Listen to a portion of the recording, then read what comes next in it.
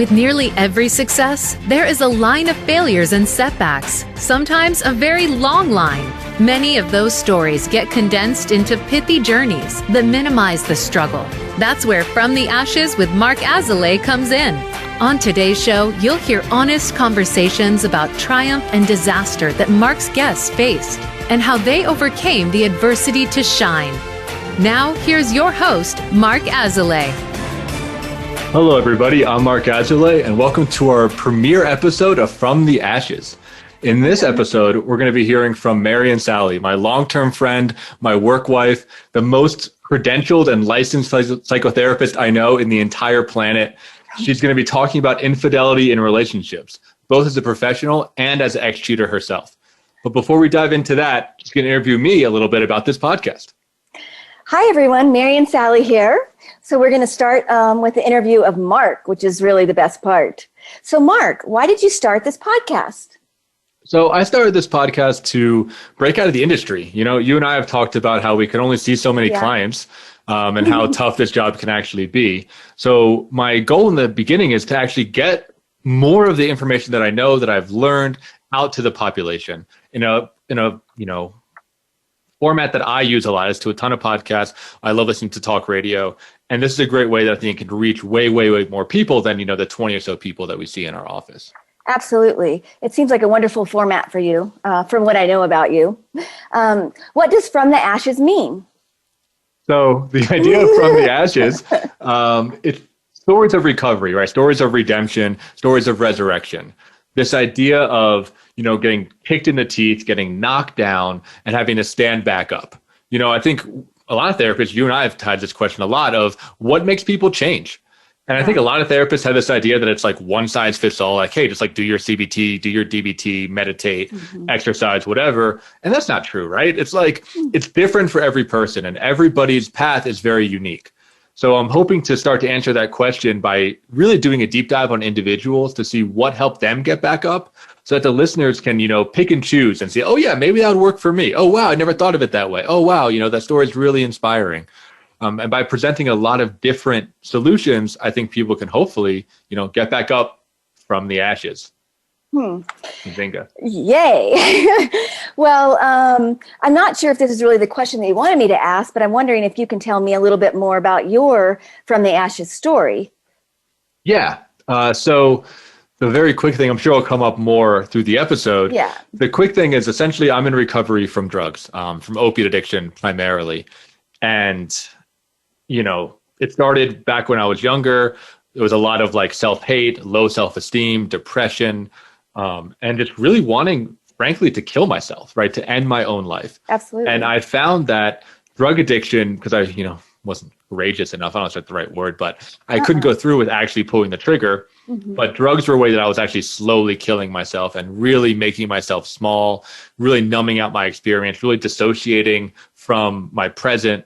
And the lower my self-esteem was, the more I went into drugs because, they made me feel good. I did a lot of hallucinogens and psychedelics. So I was having these like, incredible mystical experiences. But in my real life, I was a loser, right? Like I wasn't confident. I didn't have a lot of friends, wasn't well connected, wasn't confident in my life, wasn't succeeding at my goals. And it wasn't fast forward until an overdose that I got into psychotherapy, that I got into mindfulness, I got into Buddhism, moved out to Colorado, went to Naropa University, which is a Buddhist university, met you, turned my life around and really started to try to engage in the world as it is rather than as I want it to be. And for me, that was a really big change of trying to like actively fight for my life and actively engage in the world. It sounds like you're talking a little bit about radical acceptance, and I'm sure that that's something that will come up later on in our podcast today. Yeah, I mean, that's such a big part of, seeing myself for where I was at and being like, oh, wow, like I really can't do X, Y, and Z. Oh, wow, I really am afraid a lot of the time. Like I carry a lot of anxiety. Oh, my God, I'm so depressed. Oh, my God, like I have bad eating habits. I mean, really trying to accept, boldly and courageously where I was at, and it was not where I wanted to be, to tell you that much. No, but here you are now. Here we are now. We're launching a podcast. Anything else that you wanted to share before we move on to the guest of the podcast? You? Yeah. No, I mean, I think I would just say for those listeners, I would love to hear from you. If you can, comment on social media, you can always email me. You can look at our show notes, visit my website. I want this to be the beginning of a conversation. So I'd love to hear if anything stands out from the guest. I'd love to hear if you want them back, on a panel. I'd love to hear if you want to be on the podcast as a listener, right? Like, this is a startup operation. So we can really do a lot of creative things, especially here in the beginning. Absolutely. So that being said, Marian, you want to tell a little about your From the Ashes story? Oh, gosh. Anything you would like to know in particular? Well, you sent me an email saying you want to talk about cheating. So maybe we should start there. Yeah. I mean, what a perhaps surprising thing that someone would want to talk about. But, I think that the reason that I wanted to talk about that is because infidelity / cheating was sort of like a coping mechanism that I used, much like one might turn to drugs, in order to manage a lot of intolerable feelings that I was having inside of myself. And in some ways, this is very oversimplified, but rather than sort of radically accept the consequences of asserting myself in a relationship, which might mean the end of the relationship, which might mean a lot more conflict around getting my needs met, I would often choose to go outside the relationship to sort of get those, the feelings of gratification, boost in my self-esteem, feeling desirable, those kinds of things. So, that's sort of like the simplified version of my personal process. Yeah. Well, can you paint a little more of a picture? Can you tell us a little bit about the relationship that was dissatisfying, what you felt during that, what some of the needs that you had specifically that were unmet? And of course, not to name any names or going into too much identifying detail, but we want to hear about your experience in that. Well, how did it start? Let's see, I'll talk about just sort of in general, and then I'll talk about sort of a change, and then it's sort of falling back into the burning embers of infidelity. So, I've had this sort of, excuse me, what did you say? I love it. I love that you're using the marketing, the burning embers of infidelity. Yeah, I love the metaphor. So, I sort of began using this, again, it might be oversimplifying, as sort of a way to like work with some intolerable feelings that I was having inside myself. And maybe we can talk a little bit later about, where I feel that those sort of feelings arose within me. But I began to use those to manage relationships, even, in high school and college. I've even done things, not just necessarily cheating on the people that I was dating, but also, on occasion hooking up with like my friends' partners and those kinds of things, And so this sort of all went along. And then at some point, I decided that, and this was after I was divorced, that, I didn't want to do that anymore. I didn't want to live my life in such a dishonest way. And I don't really think about it from a moral perspective, but more that I wanted to be free from like all that I'd have to manage internally, by sort of holding these secrets. And also I had an idea in my mind that, wait, I don't even actually have to feel this way about myself necessarily, but I continue to enter into relationships that sort of, stoke my own sort of fire of, I'm not worthwhile, I'm not enough, those kinds of things. So anyway, after I got divorced, I dated someone for a long time. And I said with this person, I am not going to fucking, excuse me, Radioland, do that anymore. I'm not going to do it for myself, and I'm not going to do it for my partner or my relationship. And instead, I mean, who knew? I'm going to like talk about the things that were upsetting me, and heretofore I wasn't really doing that. I would be upset, but I couldn't really talk about what was actually happening for me. And so, I made that shift. I stood by that. And then, that relationship ended. And then several years later, I got into a long-term relationship that lasted for, 10 to 12 years. And what I found in that relationship that was, I couldn't let it go, but it was stoking all the time. It just continued to sort of stoke those feelings about myself that I wasn't enough, I wasn't good enough.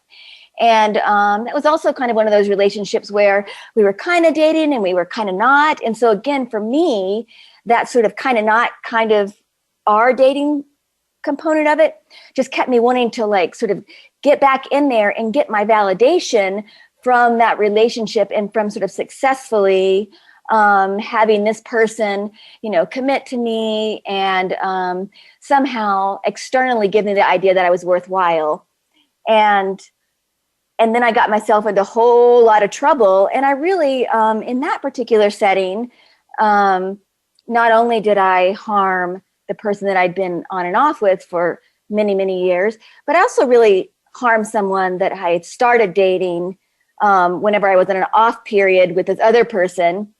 And I really cared about the person I started dating, but I was so drawn to the fire, really, of this past relationship that I began to cheat on the person I started dating while I was in an off period with the ex-partner. But that ex-partner was coming back, sort of into my life. And I was just in a weird place where I couldn't let go of the security of the person I was dating, but I also couldn't let go of the fantasy of this other person that I'd been dating for 10 or 12 years. And I know that that's a long sort of convoluted story, but yeah, I was really, I think maybe for the first time in my life, I was able to step outside of my experience of suffering and really feel what my behavior had done to two people that I really cared about. And yeah, so that's where we are now. So now I've been single for, about 3 years. Can you tell me a little bit more about what it was like to be between those two worlds when you were having, the ex-partner and the new person? Oh my gosh, yeah. Remember what it felt like? Do you remember what you would think? How'd you manage two relationships simultaneously? Well, I think that's, I'm just speaking from my experience, but I do, it feels like in popular culture, sometimes there's a lot of like, oh, you're a terrible person, you're doing this, you're sort of consciously like trying to put one over on someone. It's very malicious. But my experience was that it didn't feel like that. Perhaps, I have my own capacity to sort of dissociate and compartmentalize. But when I was with one of them, I was really with that one. And when I was with the other one, I was really with that one. And so it's not like I was sort of consciously really trying that hard to hide anything. I would just sort of like be in this sort of relationship, and then I would be in this other relationship. And we live in a small town here in Boulder, Colorado. And so, of course, at some point that's going to get found out. But, and I would have some anxieties around doing certain things. I will say that when it sort of was put in my face, like going out to eat with one or the other one, I would feel a lot of like, oh my gosh, am I going to run into somebody else? Not even necessarily the other person, but literally somebody that knew any member of the party. So that's where most of my like fear of being found out came from. Yeah, I think it's really interesting that you're talking about that way, that it wasn't anything malicious. It wasn't, contrived. It wasn't conscious, but it really is bonding with two people. And it sounds like, if I'm hearing you correctly, there was some anxiety, but there's also a lot of confusion. There's a lot of mixed, attraction and desire. It sounds like it was a real knot for you to be in. Yeah, it was a really big knot. And again, I just want to be clear to the people that are listening that, I'm talking about my experience, and this in no way erases, the pain that my behavior caused. I want to say that. So, but we're focusing on, what it was like for me in this particular podcast. Yeah, it was a real bind. And one thing that I sort of come into these relationships with, and all relationships, is a high degree of ambivalence. And I think that that's one of the parts of myself that sort of lends itself to being able to sort of hold almost like two sides of something. So the other thing that would happen for me is that, like, if I felt that one person was sort of pulling away, this is going to sound very odd, but if one person was sort of pulling away, the other person really was like less appealing to me. It's like I needed both to feel like I was secure and solid, you know? And it's like I needed to have like a sort of, always needed sort of a port in the storm. And whoever was pulling away, that's the person that I would sort of lean towards. And so there's a lot of my own like psychology and my own upbringing that I think informed that tendency in me. And I guess I also want to say that, and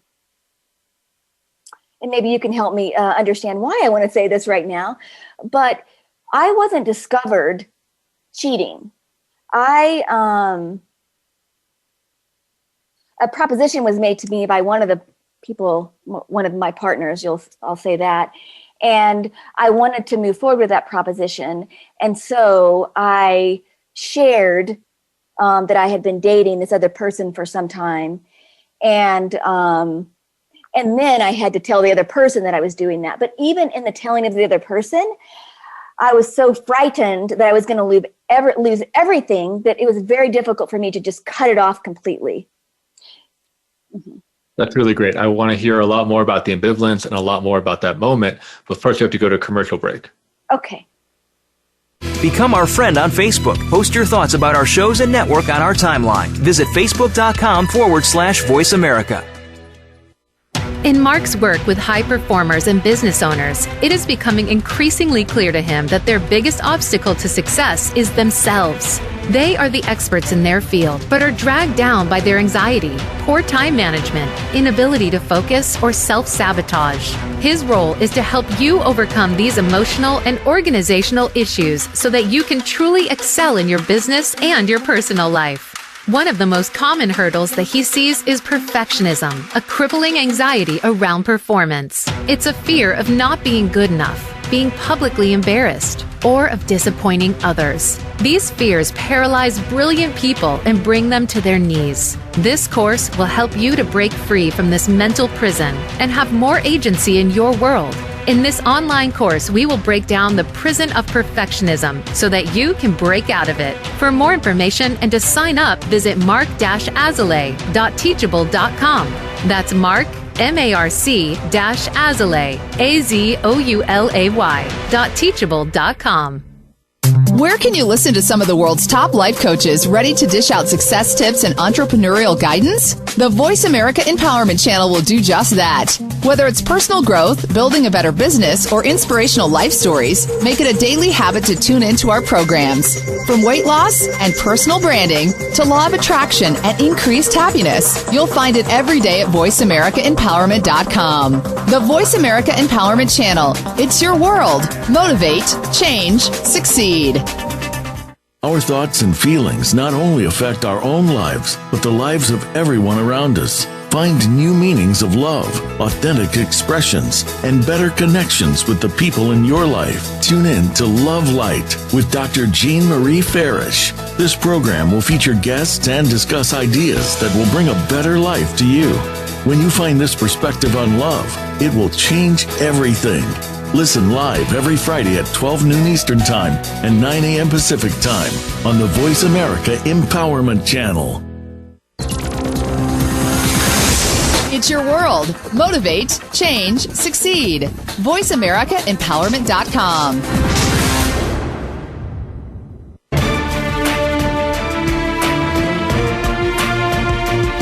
You are listening to From the Ashes with Mark Azalea. To reach the show today, please call 1-888-346-9141. That's 1-888-346-9141. Or send an email to podcast@mark-azalea.com. Now back to From the Ashes. Welcome back, everybody. We're here with Marian Salley. In the first part, we heard about her story of cheating and how she was juggling ambivalence, juggling desire, juggling attraction. And in this segment, we're going to go a little bit deeper and learn a little bit more about what it was like for her in that situation. So, Marian, can you tell us about ambivalence? I know it's a favorite topic of yours. Well, sure. I can tell you about my ambivalence. Love to hear about it. I think that, and this might feel like a little bit of psycho mumbo jumbo to people, but my experience is that the ambivalence is and sort of was a way for me to sort of like create a sense of security in my life, and to sort of not give up any possibility, because I had the experience growing up that I had several fathers, and by several I mean 4, I think. and I want to say I have such a lovely, lovely father now, and he's been my father since I was 14. But it took me a very long time to become attached to him, because the prior fathers, basically dipped out of my life in some way, and or were sort of overtly critical of me. As a female and a young woman. So I think that the ambivalence allowed me to sort of like, keep my eye open to some other possibility, but while not quite losing the little bit of a breadcrumb that I had on one side. Mm-hmm. Yeah. Does that make sense? Yeah. It does. Well, what I'm hearing is that if you can stay in that like place of ambivalence, place of maybe, yes, right, then at least it's not a no. Yeah. Right. At least it's not a rejection. There's not a sense of rejection. And there's also not a sense of, I made a choice that messed up my own life in a way, if that makes sense. Oh, yeah. There's not a sense of responsibility. Yeah. Yeah. And I think that what I was sort of grasping at whenever I told you about that first choice I made for myself, that I'm not going to cheat, I'm just going to meet whatever consequences there are. I was really working towards a sense of freedom that comes from being responsible for the choices that you make. And that's not to say that, people don't have limited options. That's not what this is about. But in my situation, I could make choices to sort of radically accept the relationship that I was in and radically accept the consequences of leaving that relationship and moving on to something that, maybe was a better fit for me. So what happened in my, that longer term relationship that I talked about was I spent a lot of time in the context of the relationship working and chewing on that, like I feel ambivalent and also I want to like be responsible for my life. But this person sort of in my mind offered a sense of security. It was a false sense of security, but because they represented something to me, I kept leaning into that. And so, got myself into a whole mess of trouble. Well, the taking responsibility for your life thing really stands out for me. I remember, that moment in my life, and I remember actually it being incredibly painful and having a lot of grief around it. Yeah. Because, I was a pretty entitled kid, I think. I don't know if I was aware of how entitled I was until I got into the world and I, blew my own life up. Mm-hmm. But I remember really consciously, saying in therapy and crying about how nobody owes me anything. Right. The world doesn't owe me happiness, doesn't owe me safety, doesn't owe me security, doesn't owe me anything. And that anything that I wanted to create, I had to create by myself. Yeah. And there was that relief that you were talking about. And for me, there was also this really deep loneliness, this real loneliness of being like, oh my God, like, it's not like it's just me against the world, but the things that are going to matter are going to have to come from me. Yeah. And even if I want support, like I have to make that support. It's not just going to appear out of nowhere. You have to ask for it. Yeah, I gotta ask for it. I gotta find people. I gotta nurture relationships, right? I have to rely on them when the going gets tough. The buck stops here. Exactly. Yeah, I think to sort of piggyback on that, for me, it's not so much about doing it by myself, because I think that would really negate the support that I've had in my life and other members of my family, and my friends, and also some very good relationships that I've had. But there's a sense of, I can't look for my life to be different or happier or any of those sort of positive adjectives, from one other person. I have to look within myself to do that. And it sounds, again, like some sort of maybe self-help or psycho mumbo jumbo, but it feels so true, and it's so freeing. Painful, hard as hell, but freeing. Yeah. So what was your process of looking into yourself? What helped you to start to have self-love?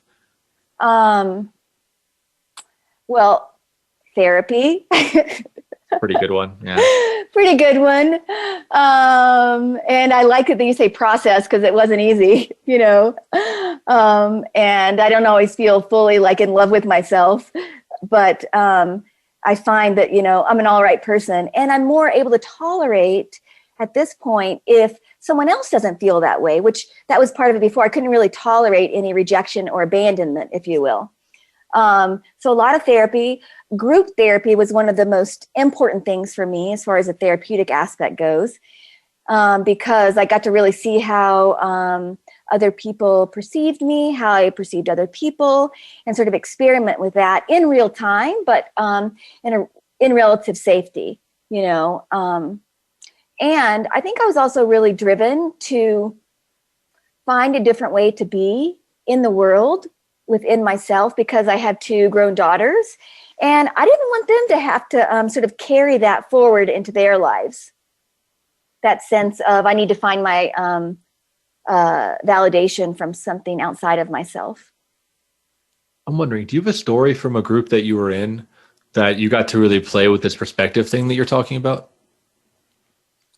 Well, I unfortunately probably can't give you a particular solid event, but what I can say is that when I started doing group work, primarily at the Center for Group Studies in New York, I was just a mess, but I loved it because they let me be all pissed off, I know, I was there for that. You were there. People were mad at me. I was mad at them. I had to tolerate all of my social anxiety coming up and still trying to speak. And then finding over time that, not everybody pieced out, I could have some of that, and having some of that tolerance then allowed me to be able to tolerate some of the intolerable feelings within myself. And I think there's sort of that exposure component. I just kept showing up. I definitely am a shower upper, Speaking of fire, I'll throw myself into the fire. Sometimes I get burned down, but it's important, I think, to continue to take those steps, take those risks, and you sort of do come out the other side a phoenix. Yeah, I remember when we were in some CGS groups, towards the beginning of our time together, we would just sit, next to each other or, across so we could make eye contact. And I would just look at you and I could see the emotions in you. I could see how you're vibrating, right? Yeah, 100%, right? And then usually by the end, there's 2 minutes left, you're all right, and you just flamethrower, scorch, burn somebody down with all your judgments of them, all your thoughts, right? Yes. The anxieties you were feeling, it was just a tidal wave of emotion that would come at somebody. Yeah. And I think that part of that was, I had sort of felt like I was on the receiving end of a lot of that in life. And I don't really think I sort of have a poor me mentality, which I don't think there's anything wrong with having that, but that just wasn't the place that I went. I was more just fuck everybody, and so because I had sort of felt like I'd gotten that, and I needed a little bit of time to just puke all that out there, and be like a dragon and shoot flames out of my mouth. But really what it was covering up for me was a deep, deep sense of, not being lovable. How could I love someone else if I couldn't even feel lovable myself? And the thing that the group really did for me, that whole group process, which was over the course of 3 years, was I could really actually get in touch with some feelings of allowing myself to just express a warmth towards another person, but in a very vulnerable, unprotected way. I don't want to come off as, I would say that most of my friends think I'm pretty friendly. People think I'm friendly in the world, or else they think I'm kind of aloof. So I sort of sometimes give off those two different things. But, and people think I'm really sweet. But what they don't get is whenever I'm like in an intimate relationship, you know, that I get so scared. And I think maybe that's nice for listeners to hear, is just, it's the fear and really terror of being left alone without anything or anyone that was driving these sort of weird behaviors or these unhelpful behaviors. Yeah. Can you say more about that, Tara? I think that's a really important piece. Well, I don't want to get too like clinical here, but you know, how I understand it from a historical perspective, my own developmental perspective, is that it's really hard when the person that's supposed to take care of you, you don't even have words as a kid around someone's supposed to take care of me. It's just, you just embody that, because that's how we survive in the world, is through, as humans and as mammals in particular, you know, by having like this nurturing caregiver that holds us in mind and has our best interest in mind. That's how we survive. And if we have that, then we can relax and do our exploration. We don't need ambivalence. We can just explore. But, you know, my experience was that folks sort of kept abandoning me and leaving me, and then sort of outright saying that I wasn't good enough at other times. And so I was both inside of myself trying to manage the fear of being left completely, because then I would die. You know, I don't think that's an overstatement. There's some fear of annihilation there. That's terrorizing for like a kid, and it just stays with you as you move into adulthood. And so I was sort of working with that while simultaneously trying to find the thing that would give me a sense of safety and security. So I think that's where the terror and ambivalence sort of intersect. Yeah. I mean, I think it's really just touching of how you're talking about how much fear you were in. Mm-hmm. And I think it's such a common experience. You know, I mean, I've been there. I know many of my clients have been there. Yeah, absolutely. And sometimes the fear, or like you said, the terror, the annihilation anxiety, it's so pervasive that we don't even know it's there, which is wild, right? To be like, you think terror, you would know about it. Right. But if you've been swimming in that ocean your whole life, you can't even detect that that's happening. That's your soup that you've been swimming in, for sure, or drinking or whatever, you know. Yeah. And sometimes both when I'm working with myself, with my own therapist, or in groups, or as a professional with my clients, you know, when people say that they're afraid, it's so difficult for them to like even meet the terror, that it feels flat and as if it's not really fear. Right. Well, how do people describe it? They'll say simply, you know, I'm afraid, but then there's no affect that's matching that. And for me, that says not that you're not really very, very scared or terrified in some sense, but that feeling is so overwhelming that you can really only touch it slightly intellectually. I actually remember the first time that my therapist, Mark Vick, said to me, well, you were terrified as a child. And I was just sort of like, well, that's fucking stupid. Terrified, that's too big of a word for that. But over time, I was really able to sort of feel that fear within myself. And I will say that part of the work at CGS helped that. Absolutely. But I had to get through a lot of anger, which was the way that I like coped with a lot of those fearful feelings. Right. Yeah. I mean, it's similar to my process. Like there's anger on top of that. I think underneath that was numbness. So, you know, as a kid, I was really overweight and I would spend a lot of time playing video games and dissociating. Mm-hmm. And, you know, it's common, and maybe listeners can relate to this. But what I was doing is I was trying to insulate myself, which is one of those little psychobabble words. But I was, you know, literally creating padding, whether that be physical padding or, you know, intellectual padding or emotional padding. So I wasn't feeling anything. I could escape to a fantasy world. I could, throw myself into World of Warcraft. I could read a, 2,000-page fantasy novel and not be present, not be able to feel that terror. Absolutely. When you say that padding, I think of the word insulation. So we find ways to insulate ourselves against all of these intolerable feelings. And over time, the ways that we insulate ourselves may not serve us anymore. Hence, in my case, especially. So we have to find other ways to work with the feelings that can be overwhelming.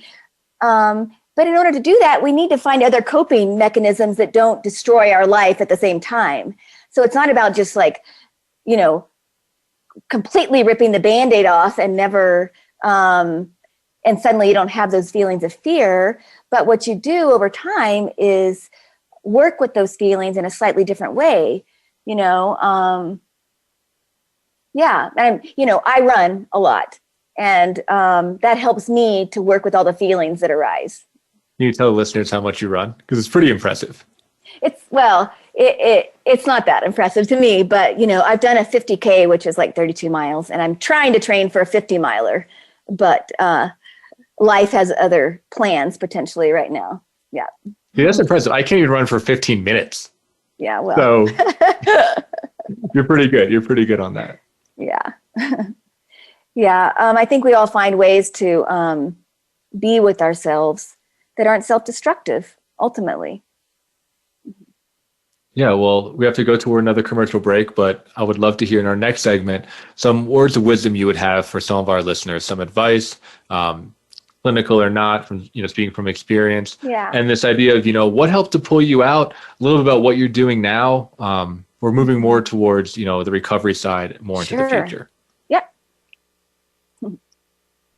We're making it easier to listen to the Voice America Talk Radio Network live wherever you go on iPhone, BlackBerry, or Android. Download it from the Apple iTunes App Store, BlackBerry App World, or Android Market. In Mark's work with high performers and business owners, it is becoming increasingly clear to him that their biggest obstacle to success is themselves. They are the experts in their field, but are dragged down by their anxiety, poor time management, inability to focus, or self-sabotage. His role is to help you overcome these emotional and organizational issues so that you can truly excel in your business and your personal life. One of the most common hurdles that he sees is perfectionism, a crippling anxiety around performance. It's a fear of not being good enough, being publicly embarrassed, or of disappointing others. These fears paralyze brilliant people and bring them to their knees. This course will help you to break free from this mental prison and have more agency in your world. In this online course, we will break down the prison of perfectionism so that you can break out of it. For more information and to sign up, visit mark-azalea.teachable.com. That's Mark, MARC-Azalea, AZOULAY.teachable.com. For teens, by teens, and about teens. Tune into the uncensored and unedited discussions with young adults on Express Yourself. Every Sunday at 3 p.m. Pacific Time and 6 p.m. Eastern Time on the Voice America Empowerment Channel. Smart, tenacious teen hosts and reporters from around the country speak up and speak out. Express Yourself. Visit the website for the show to find out more at expressyourselfteenradio.com. And check out the show on the Voice America Empowerment Channel every Sunday. Are you ready to move to your next level? Listen for Empowering Women, Transforming Lives with host Rebecca Hall-Greider. Each show will focus on a central topic with discussion, guests, and your questions being featured. Our show is perfect for women who feel a call in their heart to step out in a bigger, more powerful way in their life and just need some encouragement, inspiration, and practical steps to support them on their journey. Empowering Women, Transforming Lives can be heard live every Thursday at 10 a.m. Pacific Time, 1 p.m. Eastern Time on the Voice America Empowerment Channel, with a replay of the show Sunday at 1 p.m. Pacific Time and 4 p.m. Eastern on the Voice America Variety Channel. Get the news on our shows and other happenings by following us on Twitter. Find us at VoiceAmericaTRN or twitter.com/VoiceAmericaTRN.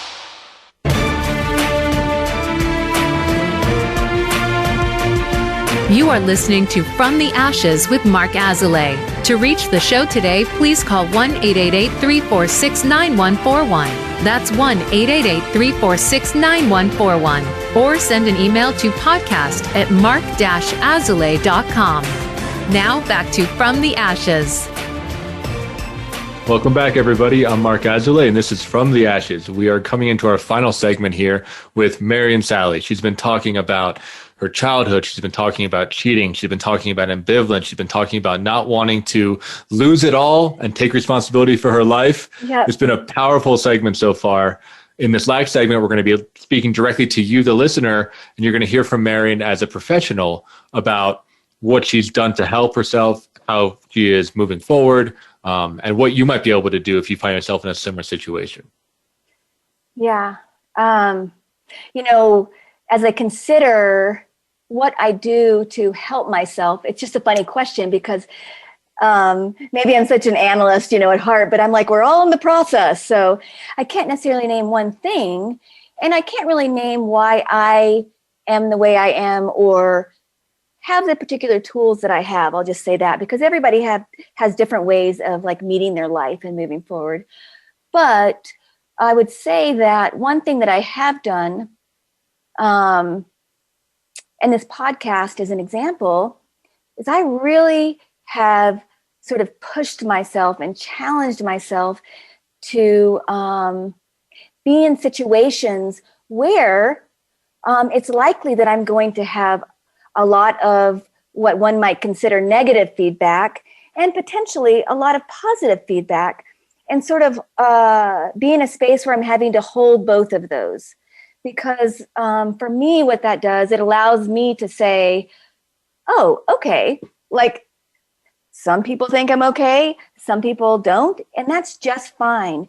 And everyone is a mixed bag, and everyone is a mixed bag to one another. Some people I kind of like, and some people, I kind of don't like, or maybe I want to spend more time with than others, and that's all right. And so once I can sort of, in some ways, survive those challenges, it just eases my feelings towards myself. And it also eases the feelings that I have about myself when I have feelings towards other people. Because one thing that I would also get in the trap of is being like super nice, So, and I didn't always feel nice, but I was so afraid to hurt someone else's feelings or say something that someone else didn't want to hear because I couldn't tolerate any of that coming towards me.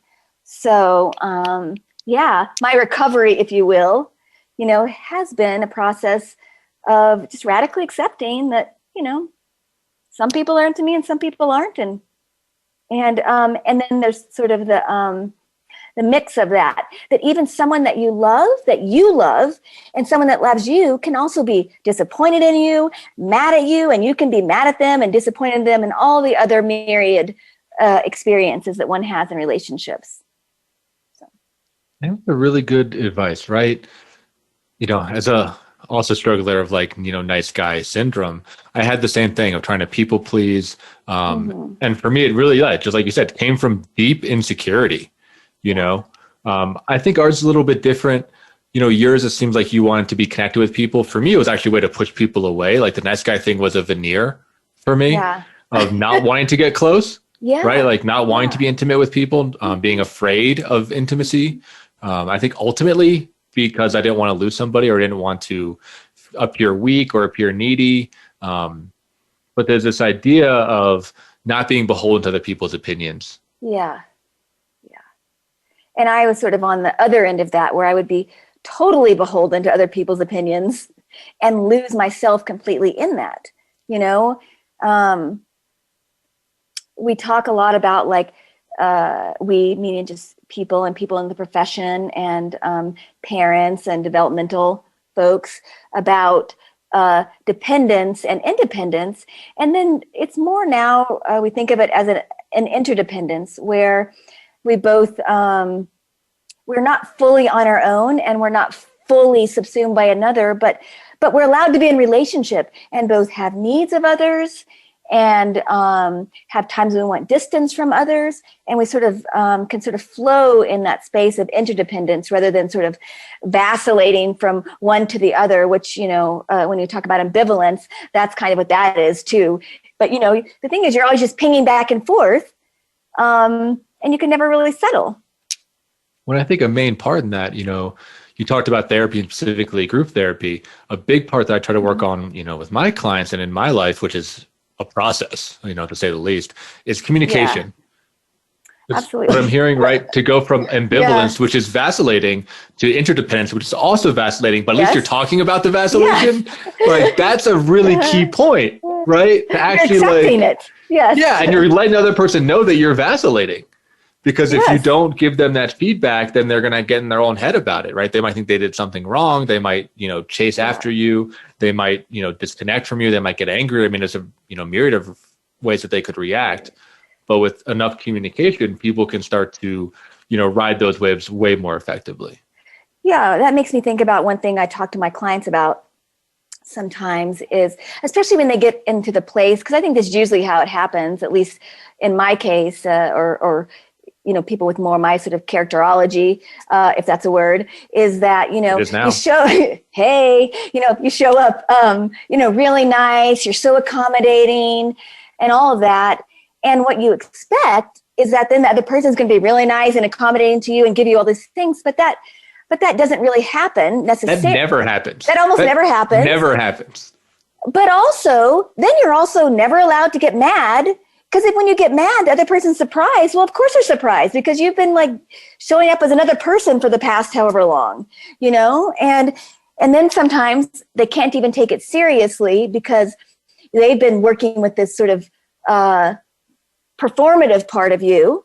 And if you want for someone to love you for who you are, you got to show up as yourself in some way. And again, it's not that simple. You don't need to be, if you feel attacking towards your partner all the time, you don't need to attack them all the time. But it's also okay to be like, whoa, I'm feeling that impulse to be attacking. So I'm going to take a little bit of space and maybe we can circle back around. Communication.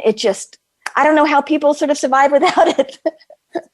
But, I think they do, and it's awful. It's awful. I've known a lot of couples that don't communicate. That seems really painful, right? To be in that place. And I think the other side of that, there's such potentially a fear of communicating. Again, it all gets kind of messy. You really have to be willing to at least think about the possibility of accepting a consequence that you might not want with that particular partner or relationship in order to sort of show up as yourself.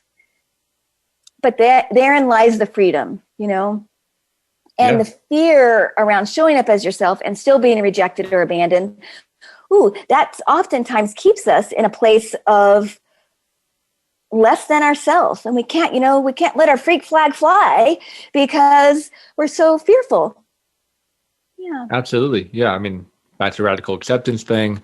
Mm-hmm. And I think, one of the hard truths that I had to learn that I'm associating to as you're talking is that, the performative part of me, even though more often that I do actually kind of like that guy, right? I like when I am nice, when I'm helping people, when I'm supporting people, when I'm being there, that part of me is actually fundamentally dishonest. And that was a hard truth to accept, right? That even though I like that part, it's very performative and I'm cutting off other parts of myself to keep that show going. Well, and it sounds like, I know that, at least I think we have this in common. Sometimes when we do those kinds of things and other people don't show up for us in the way that we expect, then we're all like resentful and mad at them. And then, real mad. We've had some of those phone calls. Yeah. And rather than, sort of thinking about our expectations and how realistic they are, or, in some ways being with the other person as the person that they are and getting your need for a particular other kind of like whether it's a feeling or just simply someone to do something for you, getting that somewhere else instead of sort of almost burdening one person with meeting all of your needs and all those permutations. So I'm curious if you could talk to somebody that is in the situation that you talked about in the beginning, right? They're in 2 relationships, maybe more, right? They're attracted to both people. They're kind of confused. There's some fear, there's some terror there, and yet they feel trapped, right? What would you say to that person? What would you say to them directly if they're listening to this podcast right now? If they're listening to this podcast and we were just going to cut to the chase, I would say, as long as you're not in danger, again, there's a lot of privilege in being able to say, I'm not doing this anymore, even for yourself. I would say the best thing that you can do for yourself is be honest with all the players in the relationship, because you're first and foremost being honest with yourself. And ultimately, that's going to be the thing that's going to free you from this sort of trap that you've gotten yourself into. It's not going to be easy. People are going to have a lot of feelings towards you, and you're going to have to tolerate those, but that's also part of it, and you can tolerate them. I think that's an important part, right? Of saying you can do this. It's going to suck. It's going to be hard, but we believe in you. Yeah, absolutely. And maybe by having someone else believe in you in a particular way, and I think that's what's special sort of about the therapeutic relationship, you can begin to sort of cultivate that belief in yourself, which maybe you hadn't been able to do before. And, you can sort of carry around that person's voice that says, you've got this, you can do this, you're going to get through this, and you're going to come out the other side.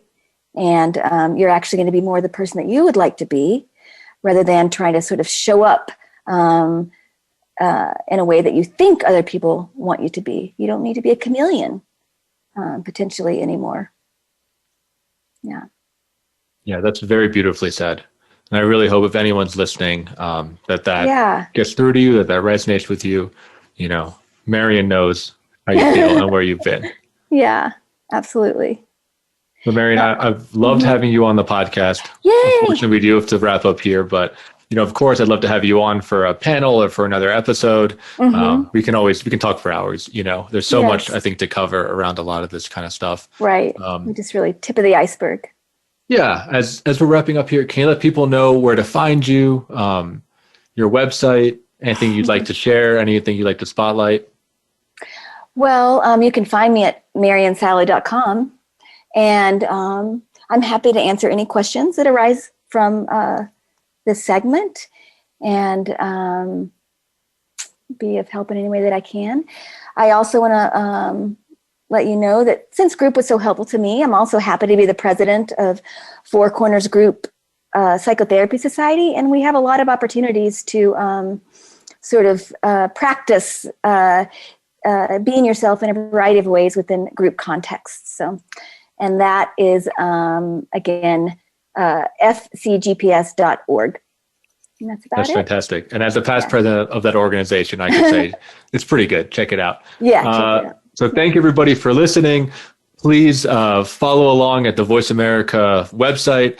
Check out my website at mark-azulay.com. Follow me on social media, on Twitter. We're going to try the hashtag thing, so hit me with a hashtag from the ashes if you want to continue the conversation. And I want to hear from you. I want to hear your impact. I want to hear, what you thought, if it worked for you, if it didn't work, what you like about it. And if you want to be on the podcast, let me know too, right? We're going to do, it's be an ongoing conversation around these types of stories. So thank you for joining us for our premiere episode. Thanks, everyone.